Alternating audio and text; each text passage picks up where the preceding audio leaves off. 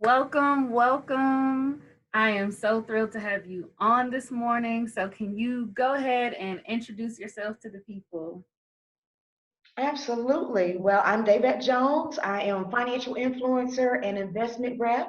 I was licensed as a Series 6 and 63 financial advisor. I've been in the industry for 18 years, and I've got an independent practice helping people how to build wealth. Wonderful. I'm so glad to have you on. Everyone, this is my personal financial advisor. So, you guys are really getting a treat here. I'm stingy with some of my things, and this is in the category like, do I really want to share her? But you need her. You really do need her in your life. And so, for anyone who's new here, again, I'm Kindred, the host of Goalmates, and really glad to have everyone tuning in. So, DaVett, if we can just start with you telling us a little bit about how you got into the financial industry and what's keeping you here. Oh, well, I got into it by mistake. I was actually a realtor. And this was back in, God, I had my real estate license in 1998. So around 2002, like most realtors, you got to have a side hustle, another job to make ends meet. I was waiting tables at Applebee's. And in doing that, waiting tables in the smoking section, a lady who wasn't even a smoker came and sat in my section and she said, I like the way you move. Are you interested in another job? And I said, sure. And of course, I went into that job and I sat down and I learned something about an area, a field I've never had exposure to before. And at the first PowerPoint presentation that she gave, and she said at the end of it, what if you could take $50,000 in a CD and be able to double it at your death, triple it in the case of long-term care, be able to have access to that money for emergencies and opportunities, have it grow in the stock market, as well as not have to get a 1099, pay taxes on it? I didn't know what she was talking about. I didn't have $50,000, but I wanted one. So from that point, I went back to the office the next day and I asked, I don't know what that was, but I want it. And I learned so much from her under 12 and a half years, growing and just recognizing that there weren't enough people who were speaking this language. I didn't have a bit of exposure to financial planning in my 28, 27 years prior to meeting her.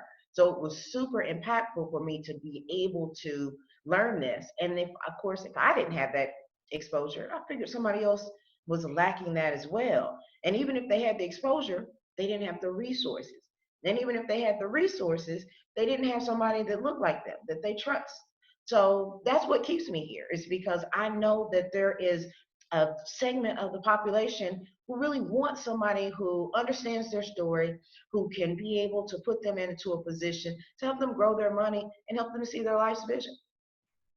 Exactly, exactly. And seeing someone like you in the field just is inspiring to me. And half of the reason why I went with you in the first place. Like you said, there's not a lot of women out there that look like us that are representing. And one thing that I've really been thinking about recently, and there's a separate series that I'm going into with a couple of friends where we're talking about breaking generational curses. And one of those comes finance. Finances came up. And so I have just one simple question. What is one thing that you think most people get wrong when it comes to money, whether this was taught to them by their parents, whether they witnessed, or whether they're trying to watch what the rich and famous are doing on TV and trying to emulate that by keeping up with the Joneses? What is it that people are getting wrong?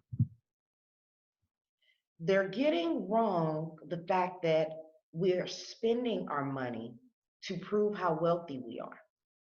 We let our money drive down the street in our cars. People will pay $400 or $500 for a car note and then pay $300 a month for the insurance on top of that, plus the maintenance. We are literally driving thousands of dollars down the street. We don't have thousands of dollars in an account. We have the same thing. It comes in play with, buying expensive cell phones, going on trips. We are constantly giving our money away. We want to really learn how to keep your money. It's okay to have money. It's okay to have it in your account. Like, you don't have to give it away to prove to everybody that you're wealthy. You can have that money in your account and still be massively wealthy. And nobody needs to know. Nobody.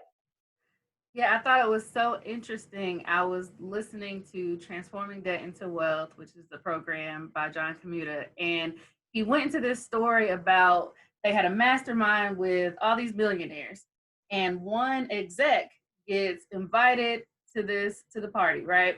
And he shows up with his leased Bentley, wearing his Stacy Adams, and has on the expensive suit and the Rolex, and he walks in and sees, some average Joes sitting around the table, and he's like, I thought this was a meeting for the wealthy. Like, where's the people who have the money? And it was really like, you look like you have it, but they actually have it. And so there's obviously a huge money mindset shift that has to happen where you're not trying to look like money. He talked about how the people with the most, all their money is sitting in assets and they're living in moderate level subdivisions right next door. The difference between you and them is that they own their home outright, right? They're not in a bunch of debt.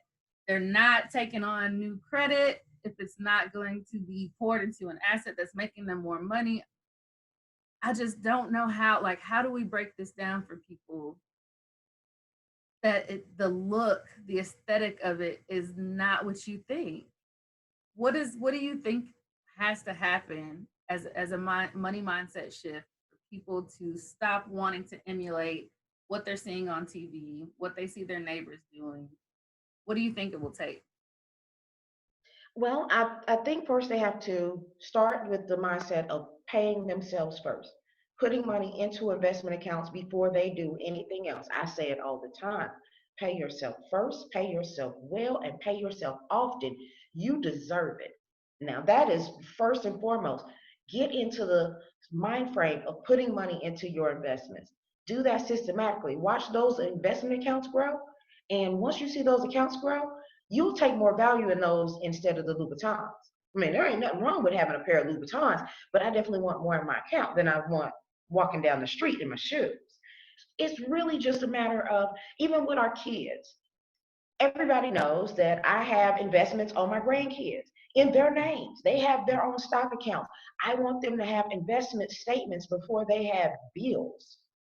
I want statements coming in the mail showing them, oh, well, you've got this amount and this is what you're worth.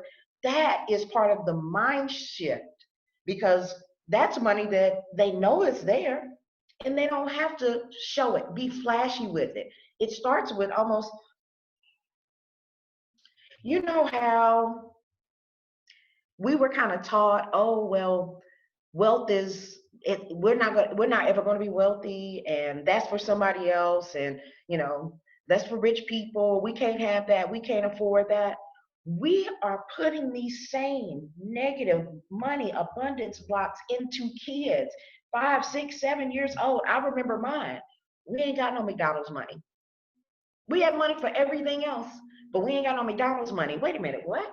How we got this iPad of an answering machine? I talked about that in my book. We got an iPad type answering machine in the early 80s, and you telling me we can't afford a Happy Meal? Those are the kind of abundance blocks where no, it should be okay to be able to say, I got my own money. Let me go in and pull money out. Mom, take me to McDonald's. Or you like, remember they used to say, you got some gas money?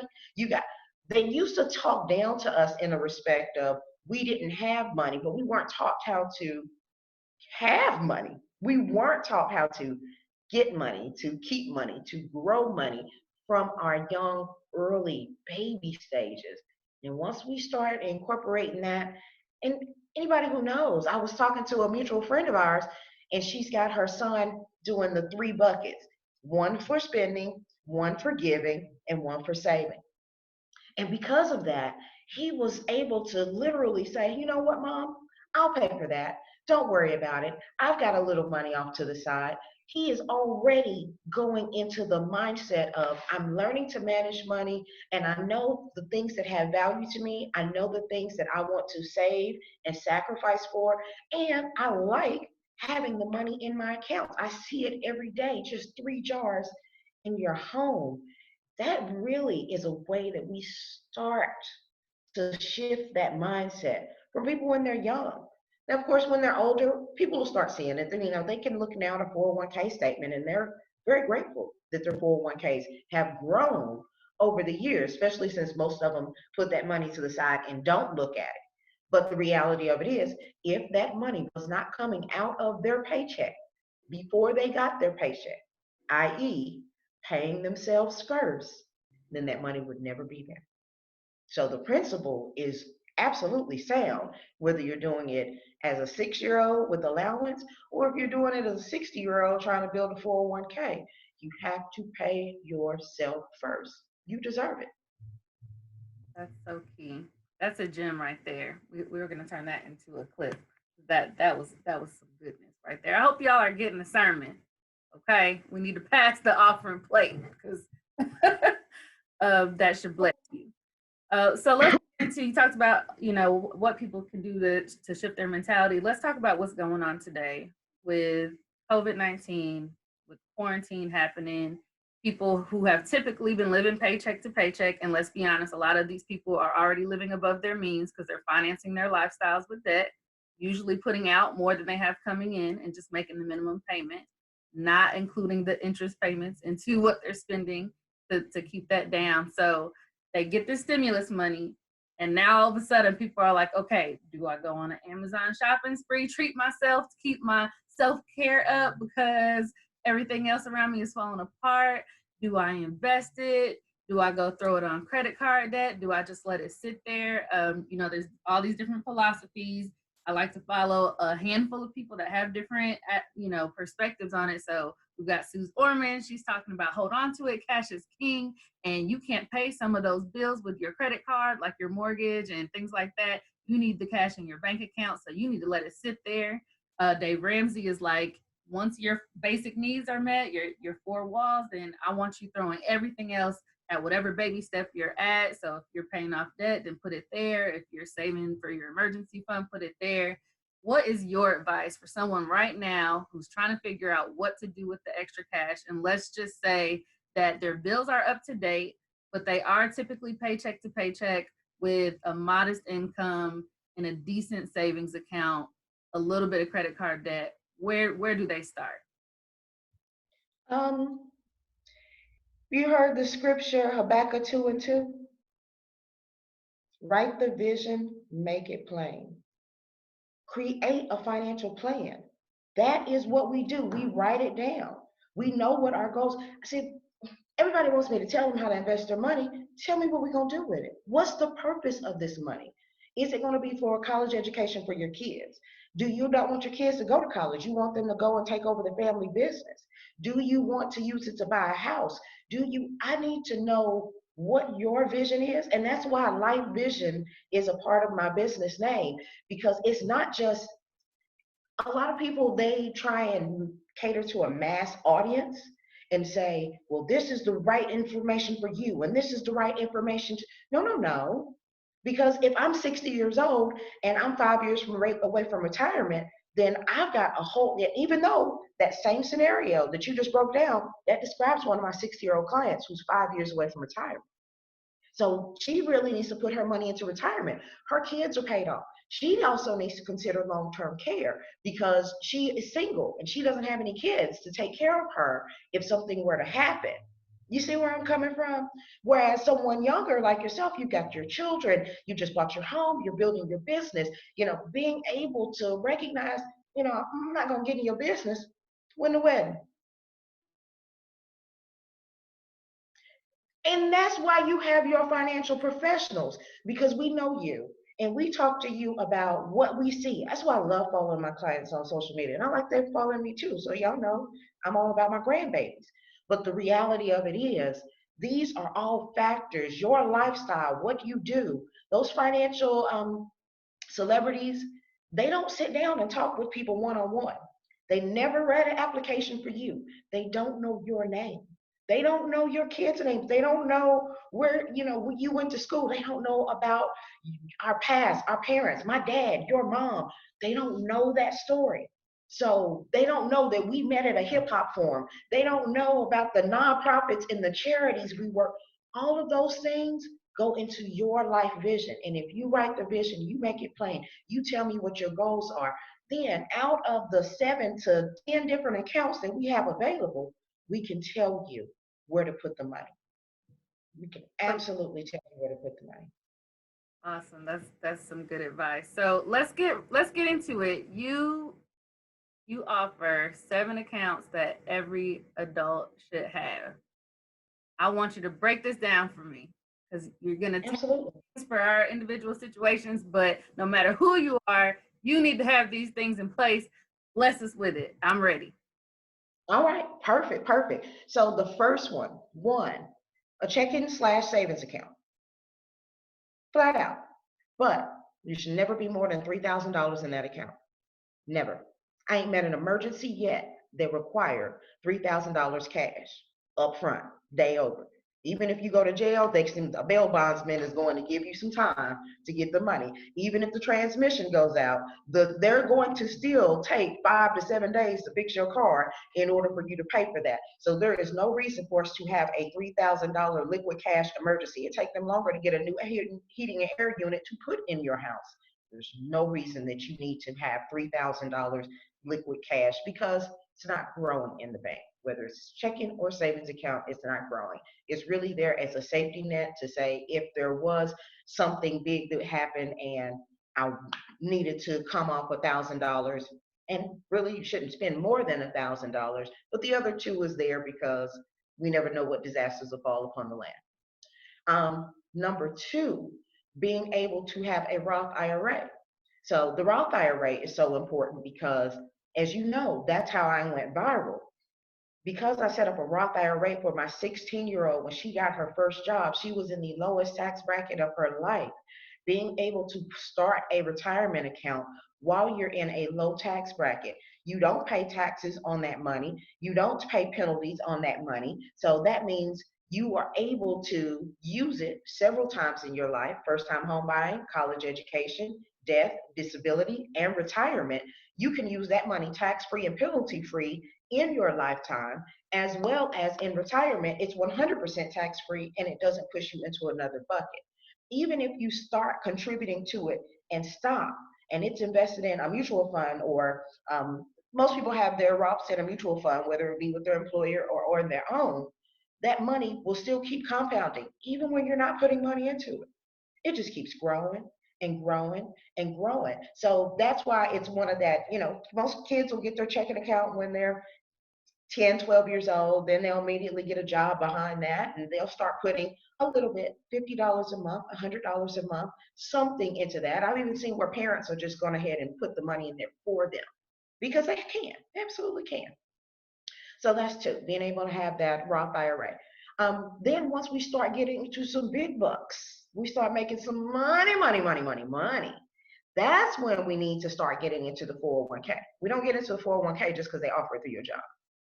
See, people are misled. They don't understand 401k was never for retirement. It was for tax deferral. And if you use it appropriately, then it will help you to keep yourself in a lower tax bracket while you're younger. So by the time that you are coming out, or while you're in your high earning income years, then that means you can balance it out in retirement. Because I tell people all the time, when it comes to the 401k, do you like people taking, or the government taking taxes out of your paycheck right now? No. So how you gonna feel about that when they start taking the taxes out of your 401k? That should not be your big bucket of money. That should be a much smaller bucket. Your Roth should be the bigger one, so you can just go parlaying and woo woo and pull money as much as you want. But you took at people who have, even the 401k, they have so much money invested in it, and they think that it's a win for all, so they want to pull out 100,000 and pay the house. They haven't paid attention to the fact that the tax rates are going up. And this is one of the things that people don't really sincerely grasp. As tax rates increase, that means you don't know how much of that $100,000 you got to give to Uncle Sam. Because if we ever get back to an environment where it's 50%, then that means 100,000 is in the account, and you got to turn around and give half of that back to Uncle Sam. This, and right now we're at a 30% tax environment right now. So that just means even if you have 100,000, 30,000 goes to taxes. And as much as we have behind this pandemic, behind the stimulus checks, behind all of their relief, behind the fact that this country does not have enough money to produce enough assets to sustain it, taxes will go up. They absolutely will go up. So use it if you're in a high income tax bracket. Absolutely use that. Overfund those. But I do not encourage people to just put all of their eggs in that one basket because there is a disaster plan on the other end. And can you clarify when you say high earners, how much money are we talking about? Because people get a pay raise and they're like, "Ooh, I'm a high earner." It's like, no, we're not necessarily talking to you. Break it down for us.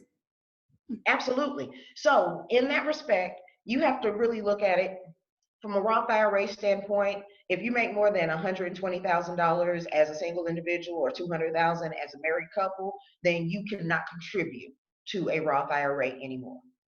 But when you look at the tax brackets, if you're pulling in more than $80,000 as a single individual, and I may not get this number right, but being able to say you make more than 170,000 as a family unit, then you are considered high income. You went from a 12% tax bracket to a 22% tax bracket. That's a big jump. That is a huge jump for somebody who's like, I'm used to making 40,000 and they only took 10% out for taxes, and now I'm making upwards of 80,000, and it's like, oh, wait a minute, now you're taking out way more. I almost feel like I'm living at the same income level I was when I was making 40,000 because they're taking so much away from me in taxes. People don't consider that. So even though the numbers look good on paper, when you actually do the math, then you're able to recognize maybe I don't have as many dollars. It looks good to say I make $100,000 a year, but if I got to give 30 of it back to Uncle Sam, then now I really only make 70,000. I got to use that money wisely because people expect me to live like I make $100,000 a year, and that's what I don't like. Did that make sense? Perfect. Okay. Okay. So next, something that a lot of people don't talk about is the annuities. Being able to have an annuity. That is a pension plan. Everybody that we know who has retired successfully, they all have a pension plan. Whether it was you worked at the post office, whether they were a teacher, whether they were public service in the military, all of these different entities, even the NFL has a pension plan, right? These are the vehicles that allow people to retire successfully. Why? Because they never run out of money. And since most employers aren't offering pension plans, they're offering 401ks now. With 401k says, well, you got 100,000 in a 401k, and if you take out 10,000 of that 401k over a 10-year window, then your next step is to go get a blue vest and go work at Walmart because you are broke. That's straight math. You might get an 8% return, you probably will get an 8% inflation. So you can chalk that up to the game. But the reality of it is, those people who have pensions, guaranteed checks for the rest of their life, they never run out of money. They always are going to have an income stream that is going to be there.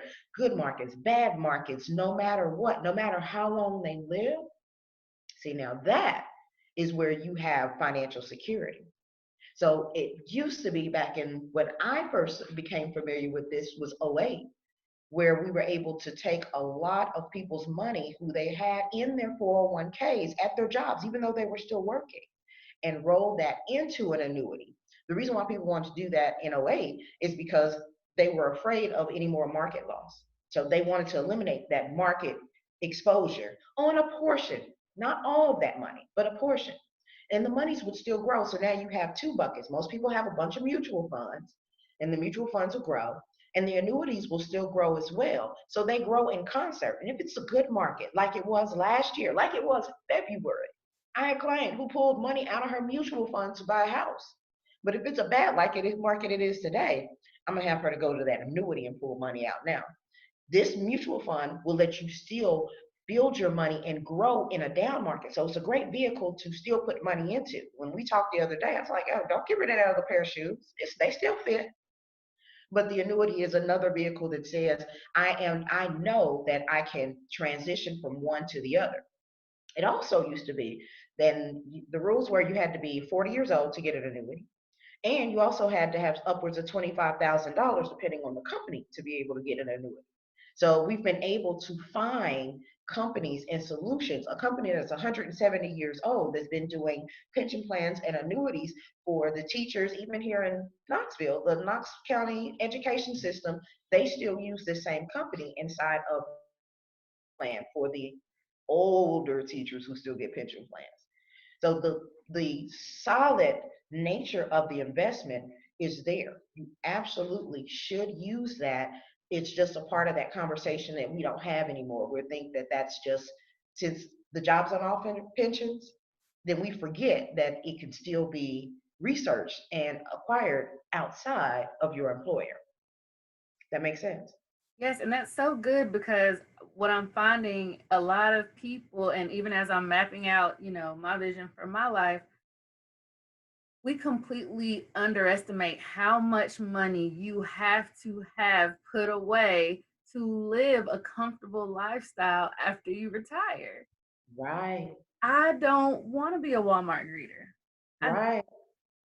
I much love to those who do, and not cutting them, but it's the reality, right? I mean, we see it all the time, and it's like those people worked their entire lives and then still have nothing to show. Social Security is not promised. Who knows what that's going to look like? I'm not. Are you? I'm not relying on the government to. I've got to do my own thing. So it's really good to hear you talking about this, and I think it's so important because we have to think more long term. This whole thing about living above your means and trying to look like the lifestyle, like you said, you start making 100,000 and now people expect you to start just dropping money everywhere. Oh, you lunch is on you. No, I got this money and this is how I'm going to keep it, not by switching it up and getting brand new and losing all of it. And so what I'm seeing a lot of us do is we're borrowing from our future selves. So this is like a little exercise that I've been doing myself.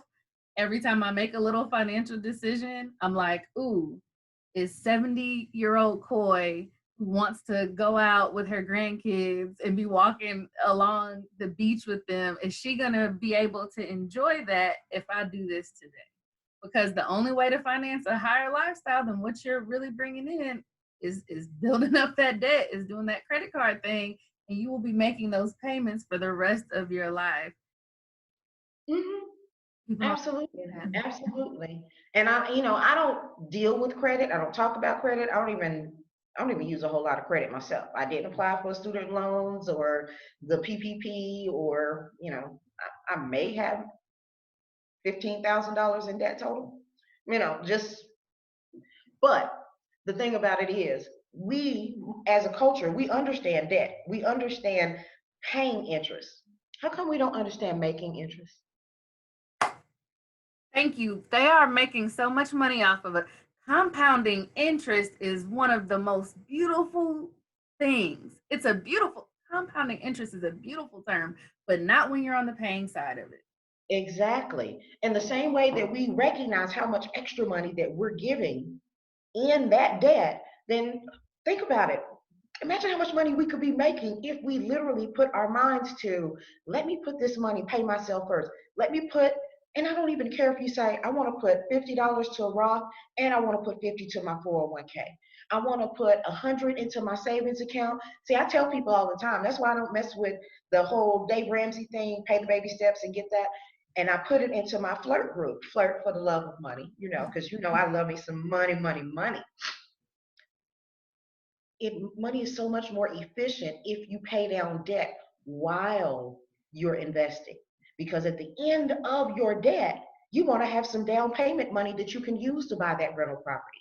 See, everybody has good credit, but then they're depending on a program, a government program, to give us down payment assistance or give us some free money so we can get something else. I understand from the Rich Dad, Poor Dad, Robert Kiyosaki showing people how to leverage. Yeah, but that was in the 70s, baby. We're in a different economy.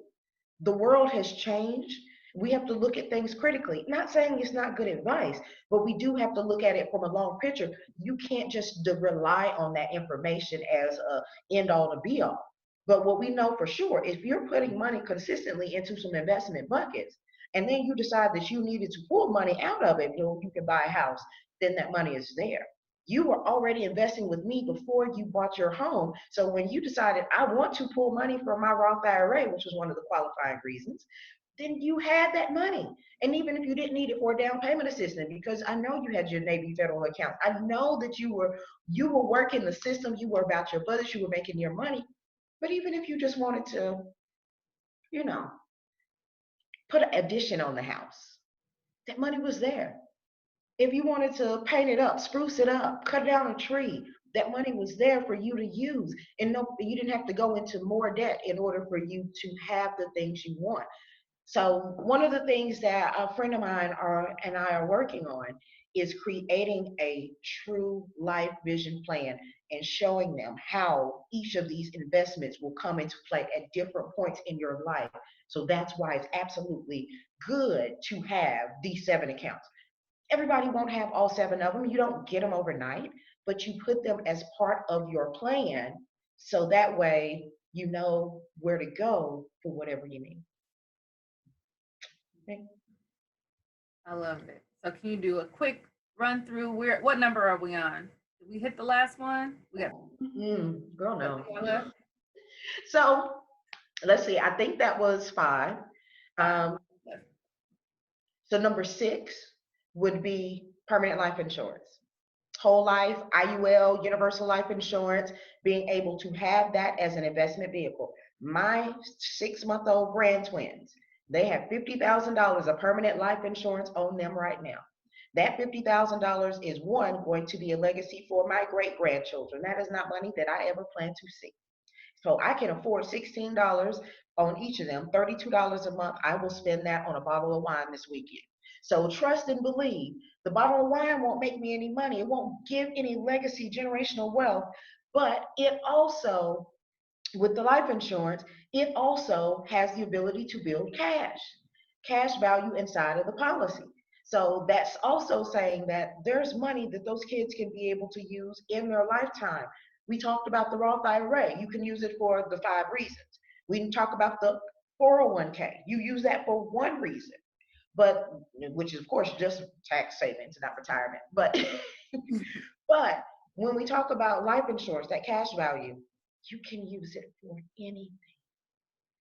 Koi, anything. I have fixed a transmission on my car with the cash value of my life insurance. I've started businesses. I paid for my kids' college education. I paid for decorating my house. I have paid for so many different things. I paid for my life insurance policy with the cash in my life insurance policy just because I didn't want them to take money out of my bank account for a year. These are so many different structures. You think about it. I had a client that came to me last month and a couple of months ago, and she pulled a policy out that I didn't write. Somebody else had written it for her, and I showed her she had a tree had fallen in her yard, and she needed to get it cut, and she needed $3,000 to pull that out, and she pulled that out of her life insurance policy. When our kids need braces, you can pull that money out of your life insurance policy. Now, this is the crazy part. A lot of people don't tell you that you can take a loan or withdrawal against your life insurance policy. People know about the loans and they put it in a negative connotation. But we don't have no problem putting the loan in a negative connotation when we're taking a loan against that 401k. See, it's still your money. A lot of people don't know. If you put $1 too much into a life insurance policy, it becomes a 401k. It becomes taxable. So it is one of those vehicles that you don't know what you don't know, and we're trying to help people to understand that there is so much more we can do with these vehicles to not only use it in your lifetime, to have a flat, fixed interest rate for the rest of your life. As interest rates are going to increase, you know that the contract, your life insurance policy, tells you that if you take a loan, it's going to be 4%. And this is the killer part. You don't have to pay the money back. You don't have to pay the money back. You don't lose your policy. You don't have to pay the money. Like, there's so many misnomers to that. That's another reason why it's one of those investments that people should write as soon as their children are 2 weeks old. So they will let you write a policy on a baby at 15 days old. That is why the wealthy and affluent will buy $1 million policies on their kids the day they're born, because they are throwing money into it. They're throwing $50, $175 a month into it because this is their college savings plan. Mm, college savings plan as life insurance is not reported on FAFSA, not like a 529 plan. So a child would not be able to get any federal aid if they had a 529 plan. But if they had all of these hundreds of $1,000s built up into the cash value in their life insurance, they still qualify. See, those are the loopholes that the wealthy, you've already seen somebody in college, like, how you still getting financial aid? I know your family got money. Well, they do have money. They just know where to put it. And if you use the right buckets, then it allows you to have a lot more leverage, and you can get the money in 3 to 7 days, depending on the company. You don't have to do a credit check. You don't have to prove your income. It's your money, and I want it now. You're in control of it. You really fill out a form, and they give it back to you.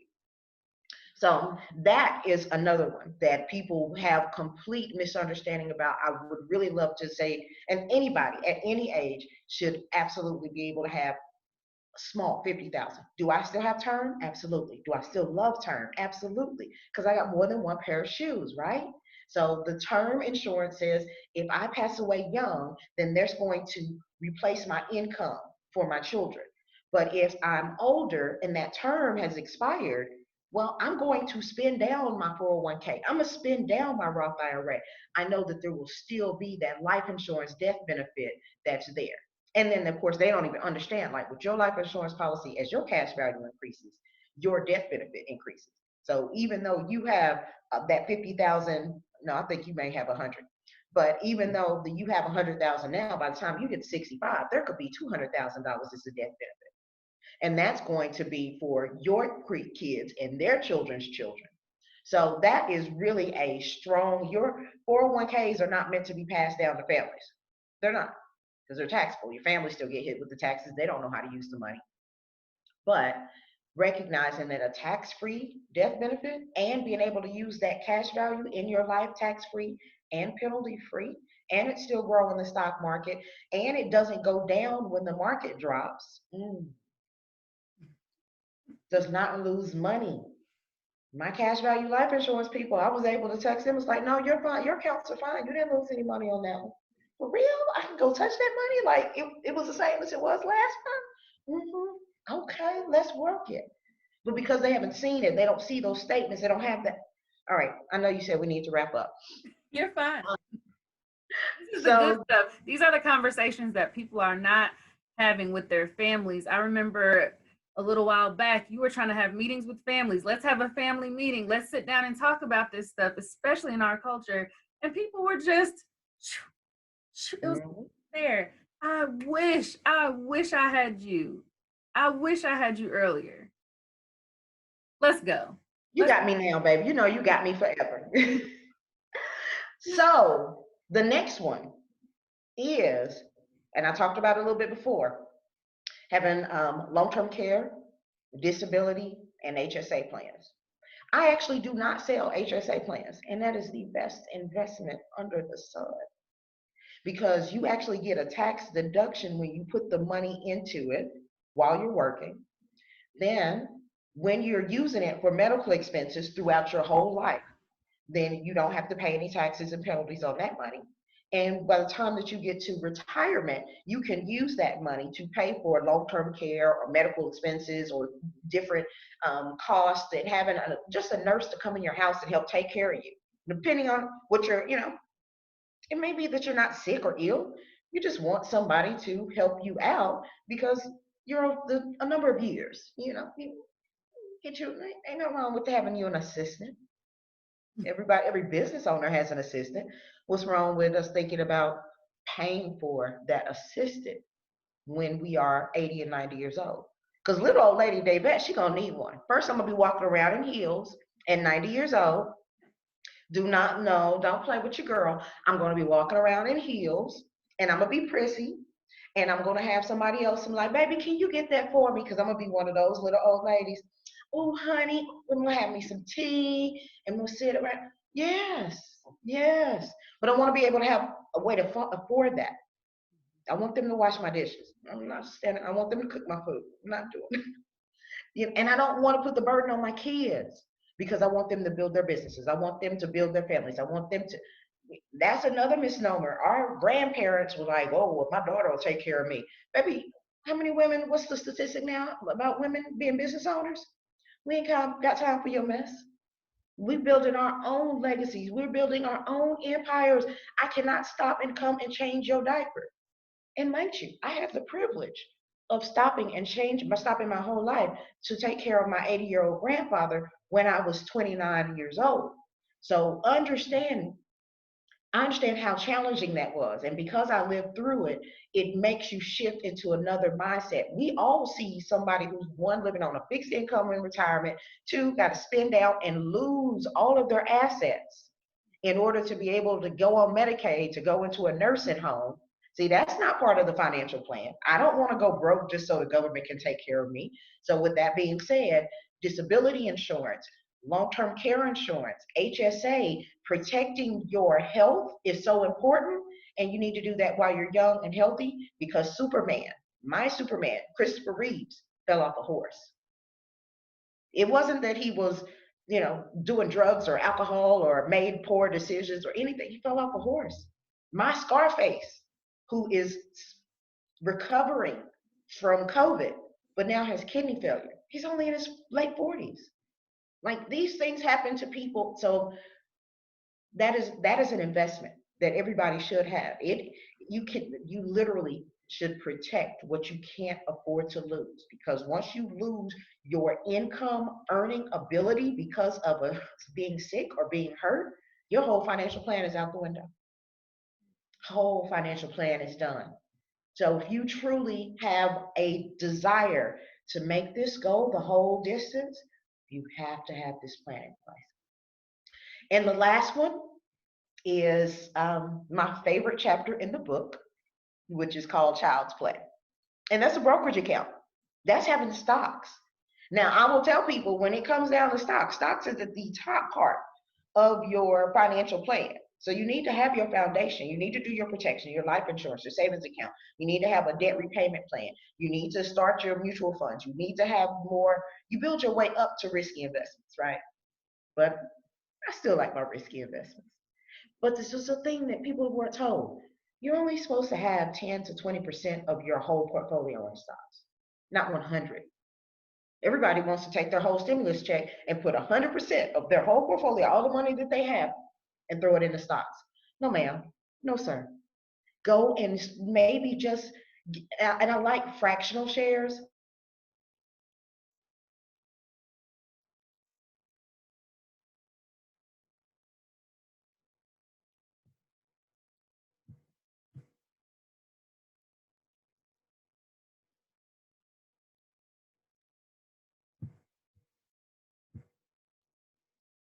My niece back in May because I didn't want to go to her. I'm sorry, I wasn't able to go to her dance recital just in case she watched this.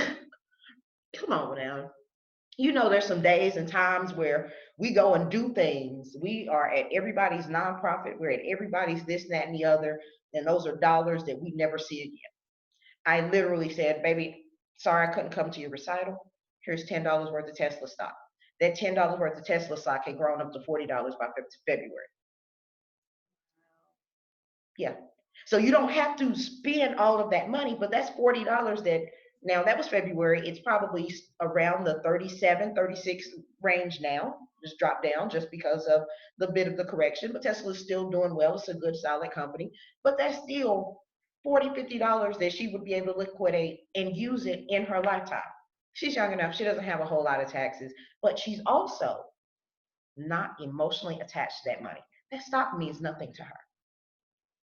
People don't understand that about stock. They want to get into stock. They want to make money quick, fast. Stop doing that. Because it requires too much time and energy. Pick a company that you know, pick a company that you believe in, put this money in there, just like you do your 401k. Pay attention to it, check up on it, but don't expect it to be a get rich quick scheme. The Gary Vee post you put up yesterday, people have this idea that they want to make this money too fast. You make it too fast, you blow it too fast. Let those statements grow and accumulate over time. When I first started in this industry, one of the things that was my responsibility was filing statements for all of these millionaires. I was literally looking at where the account started in 1985 and had grown to up $10 million by the year 2012. But I've seen where they had modest, humble beginnings. They started with $1,000. Somebody's mama died. Then they got an inheritance for $10,000. They took five of that and put it in the account. They started just making investments over time, strategically, letting the markets grow, letting it build, not being emotionally attached. We are emotionally attached to our the money that we use for our bills. We're emotionally attached to the money that's attached to our house. We are so emotionally attached to that. We can't do that with our investment money. We have to. It's a tool. We don't get attached to our hammer. It's a tool. Put that over there and let it work. Let it do its job. And I promise you, it is definitely going to give you what you want. Now, that is the 7 accounts. I think I hit all 7 of them. Yes, you did. All 7 of them. You hit them. And I that last one, it hits different because one of the first things I said, okay, I did a poll in the group. What do y'all want to talk about? Y'all want to talk about financial goals? Do you want to talk about fitness goals? You want to talk about, what is it? Finances came in number 1. I'm like, okay, let's do it. I have a finance degree. Got a little bit of knowledge. I know some people. Let's go. Okay, now what specifically about finances? And the first thing, everybody's invest. And people's comments were even like, yeah, the stimulus check, I want to, play with some stocks. Now seems like a good time. And I love that you said, whoop, out of order. Hold on. Before you even think about that, because that money right now, you're thinking of it as play money because you weren't expecting it. It wasn't in your budget. Now you want to go have some fun. And you think that this is going to turn around and do something for you very quick. But you said over time, strategic placement of this money is going to get results. I'm seeing people with the Bitcoin, with the Forex, the foreign exchange market, and they are dumping money into it. And then they're waiting, they're thinking that this money is coming next month and the month after that, and making huge life decisions on something that strategically over time, we're about to hit a recession. Are you looking at the state of the economy? There's a time period. Every 8 years, somewhere once a day. Yeah, no, you're right. Usually 8 years. So we were overdue. Yeah. So here it is. We're here on the brink of it. When the bottom falls out, money that you've put in stocks and stuff, you're not supposed to. This is what other people do. They put it in and they're like, ooh, market's dropping. I'm just going to pull all that back out. That was a bad idea. I tried it. Didn't work. I'm just going to take what I can. And it's like, you literally just flushed that down the toilet because you were supposed to leave it alone. It's going to come back. But look, how long does it take? How long is that? And so if you're going to miss that money, if you're going to need to touch that in the next few months, because you don't already have your emergency fund, because you don't have an IRA that you can tap into if you absolutely need it, you're putting your money in the wrong place. Absolutely. I've been tempted to do some things, and that's why I'm so glad that you're in my life. I'm so grateful. I'm so grateful for you. I am, because it definitely warms my heart to know that you value my information, you value my services. That was my goal, is to be able to work with people who look like me, who knew that they needed to do something, but they really didn't know. And a lot of times we're just following the next trend. It's okay to follow trends, but really work with some professionals that have some structure, that can show you the facts, the figures, that give you contracts, that actually put your names on accounts. There is this dynamic where we want to DIY. If we keep DIYing everything, then we are going to lose a sector of people who are dedicated experts in a particular field, who can actually help you reach a level of success. You spend more time and money trying to do things on your own. But I still want you to take my stock class. I do. Okay. I want me and you to do that one-on-one whenever you're ready. I'll gift it to you. You let me know, because just the same way that I told you I'm gonna be late so I can go get my coffee, if I'm giving $5 to Starbucks for coffee, you can buy $5 worth of Starbucks stock. Mm-hmm. See, I don't care about this coffee. I'm gonna drink it, it's gonna be gone. But I want people to start putting that as part of their financial plan. I want them to do that. And I think that once they understand how it can be done efficiently with $5, see, nobody's emotionally attached to that $5. And then they can see the benefits that it reaps over time. Girl, you would not believe how, first of all, my daddy is just so super excited because we got him some stock for Christmas a couple of years ago. And he's been adding to it and seeing it grow. And he's just, oh man, the energy level is through the roof. And I love it. He's in his 70s. He's in his 70s. It's the first time he's playing with the stock market and he's loving it. Loving it. Ain't got nothing to do but sit around and watch his stocks all day long. Love it. I want us to have this mentality of embracing money. I want us to get away from these money blocks. Money's the root of all evil, and it's easier for a camel to go through the eye of a needle than a rich man to get into heaven. Like, damn that noise. We need to be enthused about money. We need to be happy when we pay our bills. What about that energy? It was like, thank you, Lord, for taking that money out for my office rent, because that means I still got an office that I'm able to do business in. Thank you for that money that goes out to the utility bill because I still have lights over my. Thank you for this gas. Thank you, because that attitude of gratitude and being able to be energetic, be full of life with your money. Every time that money comes out, it was going to my life insurance policy. Not only is that an investment, but it also is money that's going to go for my kids because we don't know what disasters will fall on the land. I'm ready. Going to take it because I know that money is leverage. And having that super energy about money is one of the primary things people need to embrace. They really need to embrace that. Money is not a dirty word. Money is so good to me. And money has always been there for me. Money likes me. Money takes care of me. Money has always provided for me. I do my money manifestations and my money affirmations. Yes. And we should. We should. We should. Absolutely. Okay. Well, I want to thank you so much for your time. I only have one last question, and then I'm going to have you drop all your information again for the people. So my personal mission with Goalmates is to help people reach their goals and thrive without sacrificing funds, family, or freedom. So for you, what does it mean to thrive by your definition? What does it mean to thrive? To thrive. Sorry, it said my internet connection was unstable. So to thrive for me, that is so I can look out and see these various goals, ideas come to life. It's not about a dollar amount. It's about seeing things come to fruition. It's about seeing the book was a goal that I had for many years. It came up on my Facebook memories. I talked about that book for 6 years and I finally put it out last year. That is thriving. And then that makes me want to do more. Being able to say, I'm able to move in circles and talk to people, and still I may not be of the same income level, but I'm putting myself into places and environments with people who make me grow. And even when I look at my kids, my grandkids, being able to say, I've got them sitting on my laps while I'm doing financial appointments, because the same way that kids absorb rap lyrics, they are observing words like 401k, IRA, taxes, wealth, abundance, compound interest. That's what thriving is to me. And fortunately, I'm blessed that money has come along with that as well. And they always tell you to do what you love.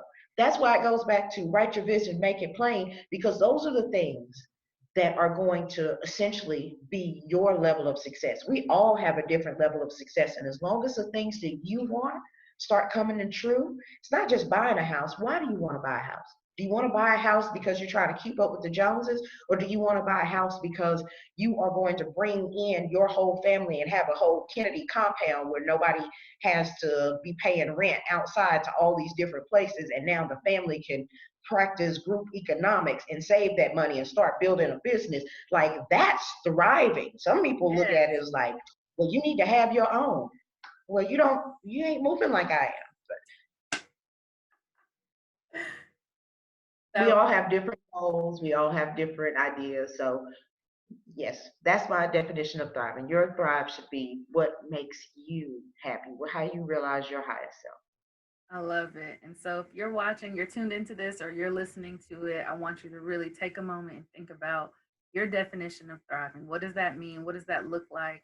And one step that you can take right now is to get connected with this wonderful woman right here. So DaVett, if you could bless us with all the information of how people can get in contact with you to work with you, I would absolutely love that. Okay, so the first thing I'll ask people to do is go to my Facebook page, which is called Who Taught You How to Be Broke?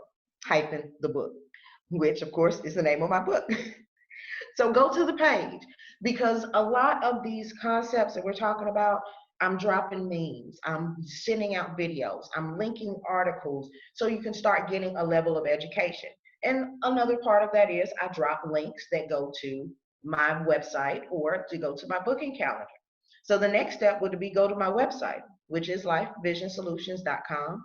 Or my favorite version of it is IamWealthyNow.com, baby. I am what I say I am, and I am wealthy now, not when, now, because now actually defines no opportunity wasted. So being able to recognize that easy website, I am wealthy now, go to the website.com and be able to read through my bio, read through the blogs, watch the videos. And then of course there's a couple of buttons. One at the top says book now, the other at the bottom says create a vision board. Get on my calendar.